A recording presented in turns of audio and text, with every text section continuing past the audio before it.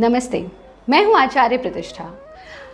ऐसा कोई नहीं है जो ये नहीं चाहता कि उसकी कमर पतली दुबली हो, जो ये नहीं चाहता कि उसके पेट पर जमा चर्बी कम हो जाए, उसके फ्लैट एब्स हों।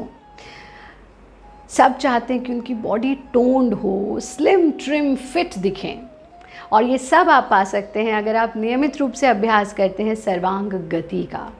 सर्वांग गति को सर्वांग पुष्टि के नाम से भी जाना जाता है, क्योंकि ये गतिमान है इसलिए इसको गति की कैटेगरी में रखा गया है, यानी मूविंग है। It's not a stable posture, स्थिर सुखम आसनम नहीं है ये।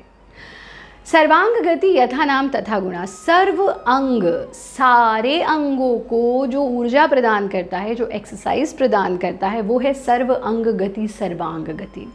यानी अगर आपके बाल झड़ते हैं, उम्र से पहले सफ़ेद होने लगते हैं, आपके चेहरे पर, स्किन पर ग्लो नहीं है, आपकी आई साइट वीक है, आपके कानों की कोई समस्या है, थायराइड की प्रॉब्लम है, या फिर आपकी स्पाइन बहुत स्टिफ है, रीढ़ की हड्डी में फ्लेक्सिबिलिटी नहीं है, या फिर कमर का कमरा बन चुका है, या पेट पर बड़े बड़े टायर बन गए हैं, या फिर आप कि हिप्स पर फैट है या थाइस पर फैट है, इन सभी समस्याओं का निवारण छुपा है सर्वांग गति में। देखिए, एक अभ्यास और इतने सारे फायदे। लेकिन अगर आपको लंबर पेन या लोअर बैक पेन, रीढ़ के निचले हिस्से में दर्द रहता है, तब आप इसका अभ्यास नहीं कर सकते हैं। बाकी सभी लोग इसका अभ्यास कर सकते हैं और इसके लाभ से लाभान्वित हो सकते हैं।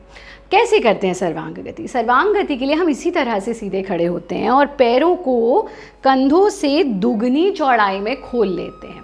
कमर को बिल्कुल सीधा रखते हैं। सांस भरते हुए हाथों को इस तरह से ऊपर उठाते हैं, मुट्ठी बना करके, कि कलाई एक दूसरे से चिपक जाए और कान और बाजू का साथ नहीं छूटेगा थ्रू आउट द प्रैक्टिस। ये बहुत इंपॉर्टेंट है कि इस पूरे अभ्यास में आपके कान और बाजू चिपके रहेंगे। अगर इसका अभ्यास करते हुए आप ऐसे हो जाते हैं या फिर ऐसे हो जाते हैं, दोनों ही स्थिति में ये गलत है। इस स्थिति में रहना, सांस छोड़ते हुए आगे झुकना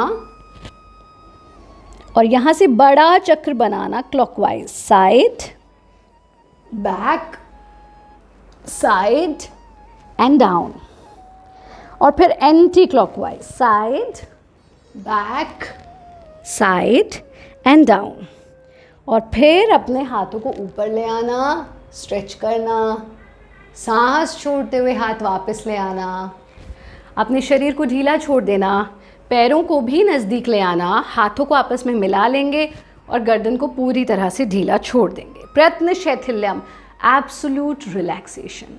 सर्वांग गति का अभ्यास कम से कम 10 बार हमें रिपीट करना है, यानी 10 बार क्लॉकवाइज, 10 बार एंटी क्लॉकवाइज। इसका नियमित अभ्यास आप करेंगे तो आप स्वस्थ रहेंगे, मस्त रहेंगे, व्यस्त रहेंगे और किसी परेशानी से नहीं त्रस्त रहेंगे।